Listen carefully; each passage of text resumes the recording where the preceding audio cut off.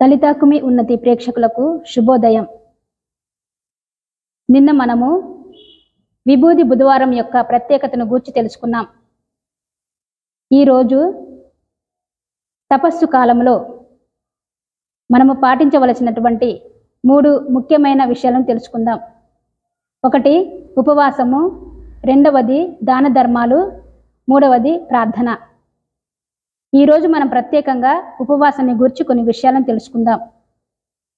పునీత Thomas Aquinas అంటారు, ఉపవాసం మన శరీర కోరికలను తనిఖీ చేయడానికి ఉపయోగపడుతుంది. 2వ కొరింథీయులకు రాసిన లేఖ 4వ అధ్యాయము 5వ వచనంలో పునీత పౌలు అంటారు, ఉపవాసము పవిత్రతకు రక్షణ అని అర్థం. అయితే పునీత జెరోమ్ అంటారు, ఉపవాసం కామము మరియు శరీరచల నుండి మనిషిని కాపాడుతుంది. కామం యొక్క వేడిని తగ్గించి మనిషిలో కనువిప్పుని కలుగు చేస్తుంది. 2వది ఉపవాసము మనిషి యొక్క మనస్సును మరింత స్వేచ్ఛగా, ఔన్నత్యాన్ని గురించి ఆలోచించేలా చేస్తుంది. అయితే మనకి ఇక్కడ బైబిల్ గ్రంథంలో దానియేలు గ్రంథము 10వ అధ్యాయము 2వ వచనం నుంచి 4వ వచనంలో ఏమి చెప్పబడిందంటే, దానియేలు 3 వారాలు ఉపవాసము చేసిన తరువాతనే దేవుని నుండి ప్రత్యక్షతను పొందాడు. 3వది ఉపవాసం అనేది మనిషి తాను చేసిన పాపాన్ని మన్నింపు కలిగిందనే సంతృప్తిని కలుగచేస్తుంది. ఇది మనము జోయల్ గ్రంథం 2వ అధ్యాయం 12వ వచనంలో చూసినట్లయితే దేవుడు ఈ విధముగా పలుకుచున్నాడు,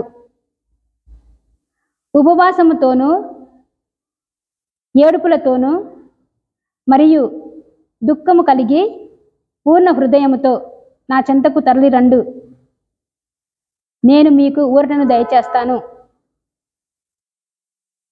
అయితే ఈ వాక్యానుసారంగా పునీత అగస్టిన్ ఇలా అంటారు,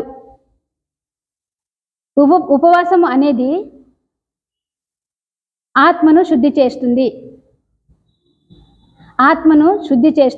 మరియు మనస్సును ఉన్నత స్థితికి లేవనెత్తి శరీరము ఆత్మకు లోబడేలా చేస్తుంది.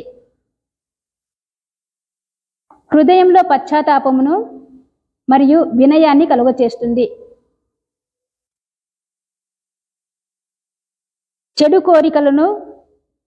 కోరికల మేఘాలను తొలగిస్తుంది. కామం యొక్క జ్వాలలను ఆర్పివేస్తుంది. క్యాథలిక్ చర్చ్ ఈ ఉపవాసాన్ని ప్రకటించుటకు 2 కారణాలు ఉన్నాయి. అవి 1వది ఉపవాసము పాపాన్ని నాశనం చేస్తుంది. 2వది ఉన్నత విషయాలపై మనస్సును కేంద్రీకరింపచేస్తుంది. మనము నిన్నటి వాక్యములో చూసినట్లయితే లూకా శుభవార్త 9వ అధ్యాయం 25వ వచనంలో చూసినట్లయితే క్రీస్తు ప్రభు ఇలా అంటున్నారు, ఒకడు లోకమంతటిని సంపాదించి తన ఆత్మను కోల్పోయిన ఎడల ప్రయోజనమేమి? తన ఆత్మకు బదులుగా ఏమి ఇవ్వగలడు? ఈ యొక్క వాక్యంపై మన క్యాథలిక్ చర్చ్ ఒక మంచి గానాన్ని తయారు చేశారు. అది, లోకమంతా సంపాదించి ఆత్మను కోల్పోయిన లాభం ఏమున్నది? ఈ లోకమంతా సంపాదించి ఆత్మను కోల్పోయిన లాభం ఏమున్నది? ఒక్కరోజు ప్రభు ముందు నిలబడి ఏం జవాబు ఇవ్వాలి? ఒక్కరోజు ప్రభు ముందు నిలబడి ఏం జవాబు ఇవ్వాలి? మోక్షమా నరకమా నేనిప్పుడే నిర్ణయం చేయాలి. మోక్షమా నరకమా నేనిక్కడే నిర్ణయం చేయాలి. ఆత్మకు బదులుగా ఏమివ్వగలను? ఆత్మకు బదులుగా ఏమివ్వగలను?